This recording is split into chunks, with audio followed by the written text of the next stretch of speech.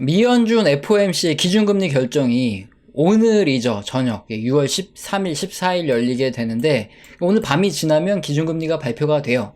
근데 기준금리의 방향을 결정하는 것 중에 하나가 이번에 발표된 소비자 물가지수입니다. 이번 6월에 발표된 소비자 물가지수는 전년 대비로 4.1% 상승을 했어요. 이게 헤드라인 물가지수라 그래서 이 식품과 에너지를 제외한 근원 소비자 물가지수와 이렇게 반대되는 이렇게 전체적인 소비자 물가지수의 개념인데 이게 뚝 떨어지고 있죠. 그래서 굉장히 많이 떨어졌다.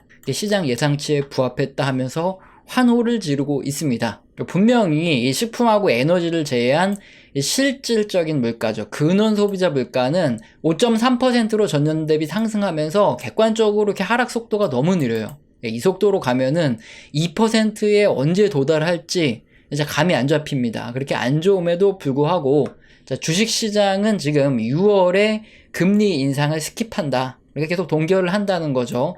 요 확률이 94.2%. 이게 배드와치라고 투자자들의 기준금리가 어떻게 될 것인가를 예측하는 이제 내용인데 이 정도 CPI 발표, 즉 소비자 물가지수면은 기준치에 부합하기 때문에 이번에는 미연준에서 기준금리를 동결할 것으로 거의 대부분의 투자자들이 예측을 한다는 거죠.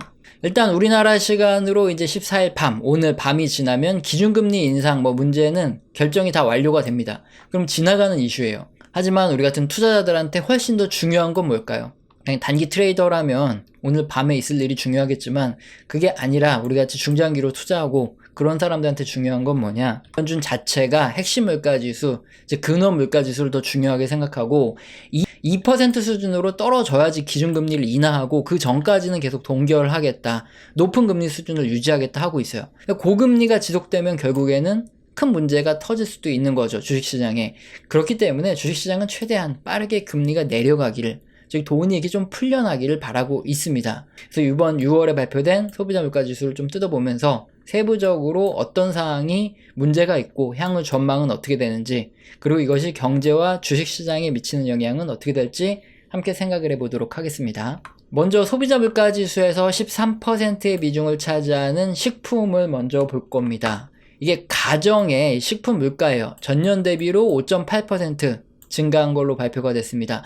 이게 13%까지 갔기 때문에 굉장히 많이 떨어졌네 생각하실지도 모르지만 5.8%는 이미 작년에 엄청 많이 상승했잖아요. 식품 관련 물가가. 그리고 올해 또 5.8% 더 올랐다는 얘기예요. 그러니까 식품이 굉장히 비쌉니다. 외식 물가는 여전히 고공행진이에요. 그냥 가정에서 먹는 건 그래도 좀 떨어졌는데 여기 보시면 8.3%로 역시나 고점 부분에서 계속 놀고 있습니다. 이게 바로 그 서비스 물가를 끌어올리는 그 원인 중에 하나죠. 외식에는 인건비도 들어가고 여러 가지 재료비도 들어가고 임대료도 들어가고 공공요금도 들어가고 하기 때문에 이렇게 높은 수준을 유지한다는 거죠. 그러나 우리가 생각해 봐야 될 게 있습니다. 인플레이션을 제외한 실질적인 개인 소비 지출 중에서는 이 식품 부분이 어떻게 되고 있을까? 이걸 꼭 알아봐야 돼요. 왜냐면 인플레이션 때문에 실제적인 소비 지출이 그렇게 많지 않음에도 불구하고 마치 식품에 대한 소비 지출이 크다고 느낄 수도 있기 때문이거든요. 그래서 이 실질 소비 지출, 즉 인플레이션을 뺀 겁니다. 그렇게 하면 식품의 소비 지출은 오히려 줄어들고 있어요. 이 말은 사람들이 더 많이 사 먹고 외식도 더 많이 하고 이러고 있다는 뜻이 아니라 식품 관련 물가가 굉장히 많이 올라서 오히려 실질적인 식품 소비 지출은 줄어들고 있다는 뜻이에요. 이거 우리가 꼭 명심을 해야 됩니다. 다음으로 소비자 물가지수에서 7%의 비중을 차지하는 에너지 물가예요. 이거는 전년 대비 마이너스를 보이고 있는데 특히 가솔린 물가를 보시면 마이너스 19.7%, 전년 동기 대비해서 오히려 가격이 많이 떨어졌어요. 에너지가 소비자 물가지수를 끌어내린 큰 요인입니다. 이렇게 에너지와 식품을 제외한 근원 소비자 물가 부분이 전체 소비자 물가 중에서 87%를 차지하는데 그 부분만 따로 떼어서 보면 이 근원 물가는 5.3% 상승한 걸로 잘 안 떨어지고 있다는 소리예요. 특히 에너지가 이렇게 많이 떨어뜨려 줬음에도 불구하고 이렇게 근원 소비자 물가 이 나머지 부분들이 많이 올라가고 있다, 이 소리는 특정한 부분에서 물가가 굉장히 많이 올라가고 있다. 그래서 전체적인 소비자 물가가 안 떨어진다는 거거든요. 대체 무엇이 가장 큰 영향을 줄까요? 바로 주거비, 주거 서비스 물가입니다. 소비자 물가에서 34.5%를 차지하는 게 쉘터라 그래서 이 주거 물가예요. 그런데 보시면 8% 증가로 전년 동기 대비해서 여전히 높은 상승을 보이고 있습니다. 근데 주거 물가라는 건 일반적으로 주택 가격이 일단은 기본적으로 움직이는 동력이에요. 주택 가격이 올라갔을 때 뭐 임대료부터 해서 여러 가지 비용이 올라가는 거기 때문에 주택 가격이 떨어져야 이 물가 상승률이 떨어지는 그 트리거가 되는 거죠. 지금 보시면 진로 주택 가격 그리고 주택금융청의 주택 가격 지수, 케이스실러 주택 지수 모두 고점 찍고 떨어지고는 있는데 뭐 빠르게 떨어지는 건 아니라 고점 수준에서 아주 천천히 떨어지고 있어요. 그래서 시원하게 떨어지지 않기 때문에 역시 주거비 부분도 그렇게 시원하게 팍팍 마이너스로 가진 않을 거예요. 자, 하지만 물가라는 거는 전년 동기 대비 증가율의 개념이죠. 예를 들어서 주택 가격이 이렇게 고점에서 계속 횡보만 한다. 그렇게 해도 물가는 시간이 지나면 점점 0에 가까워져요. 전년 동기 대비로 안 올랐다. 그렇게 표현이 되는 겁니다. 그래서 이 부분 뒤에서 좀 더 자세히 설명을 드리고요.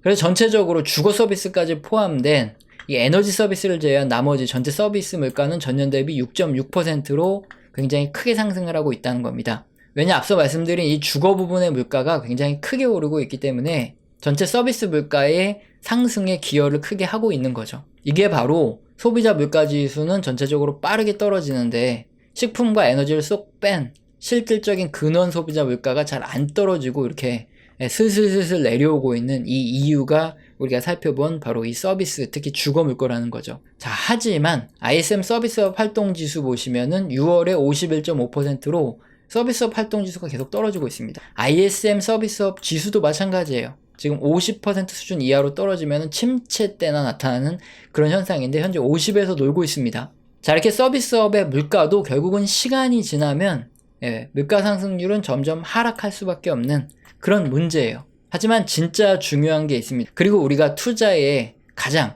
주목을 해야 될 부분이 있는데 이 물가라는 건 전년 대비 상승률의 개념이잖아요. 그래서 이렇게 물가가 하락하면 경제가 살아나고 주식시장이 오를까? 이 문제를 꼭 생각해 봐야 되는 거죠. 그런데 결론부터 말씀드리면 물가라는 건 전년 동기 대비 얼마나 증가했냐의 개념이기 때문에 실제 소비자 물가 본지수를 보면 이런 식으로 가격이 치솟아 있습니다. 이 말은 바나나 한 송이가 재작년에 5,000원이었어요. 뭐 이때는 사 먹을만 했는데 작년에 10,000원으로 오릅니다. 그러면 물가가 2배 정도 이렇게 탁 뛴 거기 때문에 이 바나나를 사 먹기가 굉장히 부담스럽죠. 근데 올해 1,200원이 됐어요. 그러면은 물가 상승률로 따져보면 작년에는 물가 상승률이 100%였는데 올해 물가 상승률은 겨우 2%예요. 자, 이게 물가가 뚝 떨어졌다 생각하고 다들 환호를 지르지만 여전히 우리 같은 소비자 입장에서 뭐죠?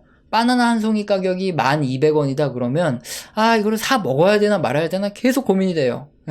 그럴 수밖에 없다는 거죠. 이렇게 맘 놓고 먹지를 못한다는 거예요. 이 단순하게 물가의 개념으로만 따지면. 그러면 뭐가 더 중요하겠습니까? 이 실질 소비 지출이 중요해요.